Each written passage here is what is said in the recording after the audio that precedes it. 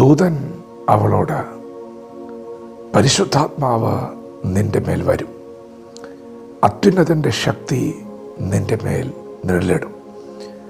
ആകയാൽ ഉത്ഭവിക്കുന്ന വിശുദ്ധ പ്രജ ദൈവപുത്രൻ എന്ന് വിളിക്കപ്പെടും. ദൈവം നിങ്ങളോട് പറഞ്ഞ വാഗ്ദത്തങ്ങൾ നിവൃത്തിയാകും. ഒന്നുപോലും കുറയാതെ നിവൃത്തിയാകും. എങ്ങനെ അത് സംഭവിക്കും? എൻ്റെ ജീവിതത്തിൽ അതെങ്ങനെ സംഭവിക്കും എന്ന് ചിന്തിച്ച മറിയയോട് ദൈവത്തിൻ്റെ ദൂതൻ പറഞ്ഞു, പരിശുദ്ധാത്മാവ് നിന്റെ മേൽ വരും.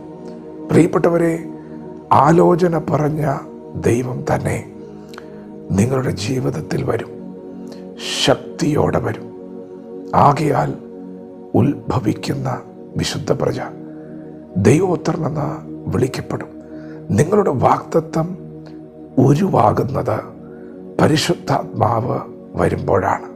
നിങ്ങൾ ചിന്തിക്കും, അതെങ്ങനെയാണ് നടക്കാൻ പോകുന്നത്, അതെപ്പോഴാണ് നടക്കാൻ പോകുന്നത്? മകൾ പരിശുദ്ധാത്മാവ് പറയുന്നു, നിങ്ങൾ ഭാരപ്പെടേണ്ട, ദൂത് പറഞ്ഞ ദൈവം തന്നെ അത് നിവർത്തിക്കാൻ വരും. പരിശുദ്ധാത്മാവ് വരുമ്പോൾ നിങ്ങളുടെ വാഗ്ദത്തം ഉരുവാകും. ദൈവത്തിന് സകലവും സാധ്യമാണ്. പ്രിയപ്പെട്ടവരെ, നിങ്ങളുടെ സാഹചര്യങ്ങൾ നോക്കി നിങ്ങൾ ആകുലപ്പെടേണ്ട, വിചാരപ്പെടേണ്ട, വിഷമിക്കേണ്ട. ദൈവത്തിന് വ്യക്തമായ സമയമുണ്ട്. ദൈവം പ്രവർത്തിക്കും, ആർത്തടുക്കും. ദൈവത്തിൻ്റെ സമയമാകുമ്പോൾ ദൈവം പ്രവർത്തിക്കും. ആർക്ക് തടുക്കാൻ കഴിയും?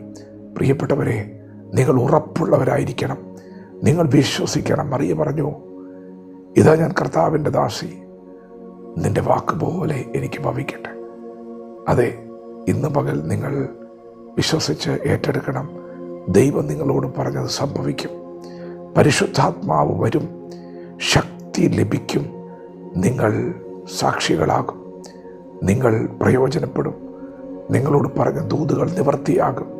പരിശുദ്ധാത്മാവ് വരുമ്പോൾ അത് സംഭവിക്കും. അതുകൊണ്ട് ഈ നാളുകളിൽ ദൈവപ്രവൃത്തിക്കായി കാത്തിരിക്കുക, ദൈവത്തിൽ പൂർണ്ണമായും ആശ്രയിക്കുക.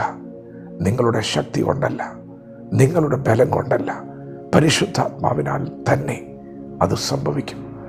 നിങ്ങളുടെ എഫർട്ട് കൊണ്ടല്ല, പരിശുദ്ധാത്മാവിനാൽ തന്നെ അത് സംഭവിക്കും. വചനത്തോട് വിശ്വാസത്തോടെ പ്രതികരിക്കാം. ദൈവം നമ്മെ ഓരോരുത്തരെയും പകൽ അനുഗ്രഹിക്കുമാറാകട്ടെ. ആമേൻ.